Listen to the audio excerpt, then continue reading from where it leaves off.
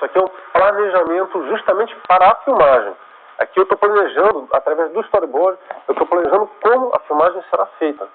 O roteiro é apenas um texto, né? Como é que eu vou ter esses planos todos de filmagem, esse visual todo, só com o roteiro? Isso é impossível, né? As pessoas não entendem, né? O próprio diretor precisa, para ele próprio, desenhar isso antes. Aqui é uma sequência de ação, né?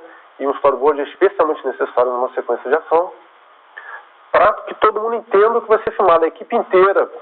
Isso é mostrado para toda a equipe, né? Para diretor de fotografia, para câmera, para eletricista, para todo mundo, né? Para os atores, né? Porque as pessoas têm que entender o que vai ser necessário para a filmagem, como ela vai ser feita. O diretor de fotografia, em cima do storyboard, ele vai descobrir o que ele precisa em termos de câmera, de carrinho, né? Que é uma base, um trilho, onde a câmera é movimentada em cima de uma base com rodinha, ou movimenta uma câmera na mão, né? Ou então tem o famoso Steadicam, né? Uma estrutura metálica que é presa ao corpo do cameraman, que tem um amortecedor para a câmera, né?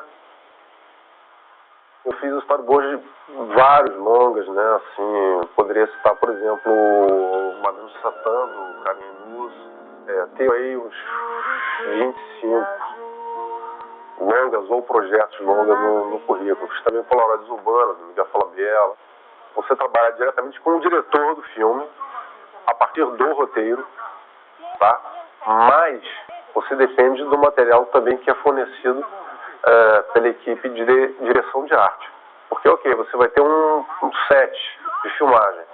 Aquilo pode ser um estúdio, pode ser uma locação. A locação, geralmente, ela é modificada, né? Assim, por exemplo, pega-se um ambiente, digamos, de uma casa que já existe, mas aí a direção de arte vai lá e muda tudo. Muda os móveis, pinta a parede, né? Imagina, uma filmagem de época como Madame Satã. Pô, isso foi uma grande dificuldade no storyboard, porque a arquitetura do Rio, né, foi muito destruída, né, naquela época, na década de 30, que é a época onde se passa o filme, né, a história do filme. Então, muitas vezes a direção de arte achava assim, uma sequência assim, de 2, 3 casinhas naquela época, que podiam ser usadas. Eu tinha uma casa da década de 60, do lado, um imóvel que absolutamente nada a ver, então tinha que fechar exatamente naquilo ali, né?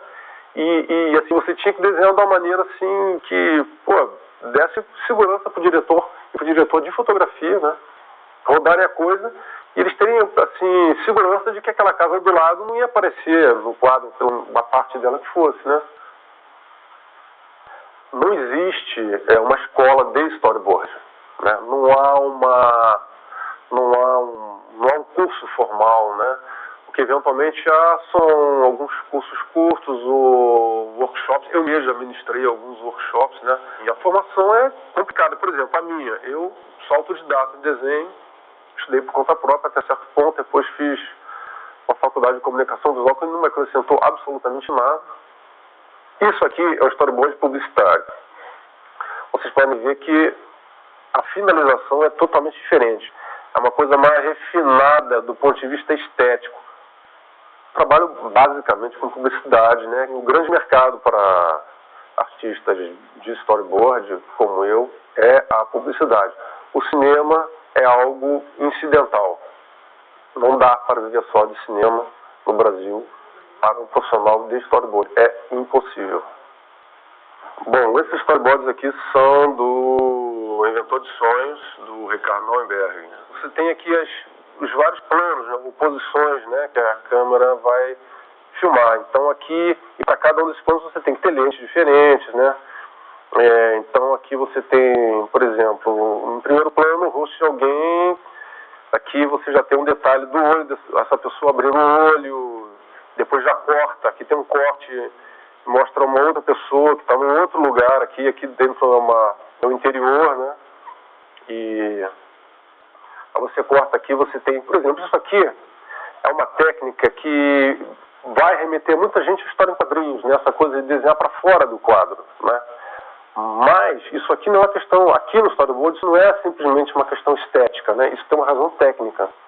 Isso significa, quando você desenha no storyboard assim, a imagem para fora, significa que o objeto que você está filmando vai vazar o quadro, vai sair dele, não vai ficar parado à frente da lente. né? No caso aqui tem uma carroça, ela vai ter umas setas. Outra coisa importantíssima do storyboard, você tem sempre setas indicando o movimento ou do objeto ou do ator que está sendo filmado ou a movimentação da câmera. Quando a seta vem aqui por dentro do quadro, né, como essa aqui, essa outra aqui, você está indicando aqui a movimentação do objeto filmado. Aqui é a movimentação da carroça, né? Aqui o ator que está correndo, aqui também o ator que está correndo do lado da carroça. Mas quando você tem setas assim que estão atreladas ao quadro, à estrutura do quadro, isso significa movimento de câmera. Para quem quer trabalhar com storyboard, eu digo duas coisas.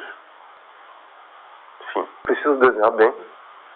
Segundo, tem que assistir muito filme. Daqui a pouco, o melhor do cinema brasileiro.